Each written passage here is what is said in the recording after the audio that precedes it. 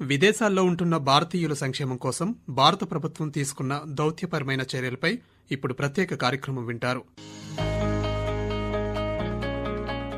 ప్రధానమంత్రి నరేంద్ర మోదీ నేతృత్వంలోని భారత ప్రభుత్వ నిరంతర దౌత్య ప్రయత్నాలు గత దశాబ్ద కాలంలో విదేశాల్లో ఉన్న దాదాపు 10,000 మంది భారతీయ పౌరులను విడుదల చేయడానికి దోహదపడ్డాయి.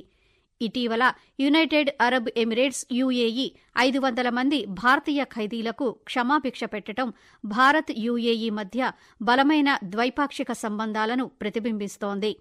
2014 నుంచి ప్రధానమంత్రి నరేంద్ర మోదీ నాయకత్వంలోని కేంద్ర ప్రభుత్వం విదేశాల్లో ఉన్న భారతీయ పౌరుల సంక్షేమానికి అధిక ప్రాధాన్యతనిస్తోంది.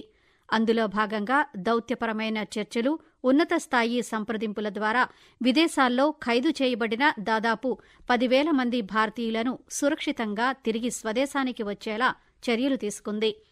దౌత్యపరమైన చర్యల కారణంగా భారతీయ ఖైదీలు విడుదలైన సందర్భాలను గుర్తు చేసుకున్నట్టయితే గత 4 సంవత్సరాల్లో యునైటెడ్ అరబ్ ఎమిరేట్స్లో మొత్తం 2,783 మంది భారతీయ ఖైదీలను విడుదల చేశారు.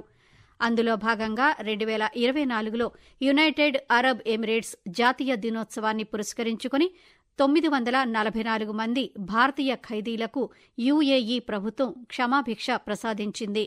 2023లో 700 మందికి, 2022లో 639 మంది భారతీయ ఖైదీల శిక్ష రద్దు చేస్తూ యుఏఈ ఉన్నతాధికారులు నిర్ణయం తీసుకున్నారు.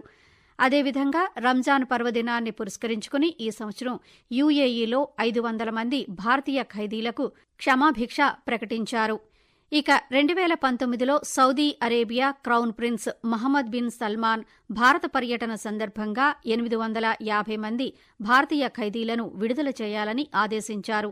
ఇంత పెద్ద సంఖ్యలో సౌదీ అరేబియాలో భారతీయ ఖైదీలను విడుదల చేయటం అతిపెద్ద దౌత్యపరమైన విజయంగా చెప్పవచ్చు. 2023లో 8 మంది భారతదేశానికి చెందిన మాజీ నేవీ అధికారులకు ఖతార్ ప్రభుత్వం మరణశిక్ష విధించింది. భారత ప్రభుత్వం దౌత్యపరమైన సంప్రదింపుల కారణంగా వారి శిక్షలు తగ్గించబడ్డాయి. ఆ తర్వాత వారిలో చాలామంది విడుదలయ్యారు. ఇరాన్ ప్రభుత్వం సైతం 2024లో మొత్తం 77 మంది భారతీయ ఖైదీలను విడుదల చేసింది. ఇక 2023లో 12 మంది మత్స్యకారులు సహా మొత్తం 43 మంది భారతీయులను ఇరాన్ విడుదల చేసింది. ప్రధానమంత్రి నరేంద్ర మోదీ 2019 బహ్రెయిన్ పర్యటన సందర్భంగా ఆ దేశంలో జైలులో ఉన్న 250 మంది భారతీయ ఖైదీలను బహ్రెయిన్ ప్రభుత్వం విడుదల చేసింది. 2017లో దౌత్యపరమైన చర్చల తర్వాత 22 మంది భారతీయులను విడుదల చేయడంతో పాటు మరో 97 మందికి కువైట్ ప్రభుత్వం శిక్షలను తగ్గించింది. శ్రీలంక నేవీ చేత పలుమార్లు నిర్బంధించబడిన భారతీయ జాలర్లు ఇరు దేశాల మధ్య చర్చల ద్వారా విడుదల చేయబడ్డారు. 2014 నుంచి 3,697 మంది భారతీయ మత్స్యకారులు ఈ చర్చల ఫలితంగా విడుదలయ్యారు. 2014 నుంచి భారత అవిశ్రాంత దౌత్య ప్రయత్నాల ద్వారా 2,639 మంది జాలర్లతో పాటు 71 మంది పౌర ఖైదీలను పాకిస్తాన్ ప్రభుత్వం విడుదల చేసింది.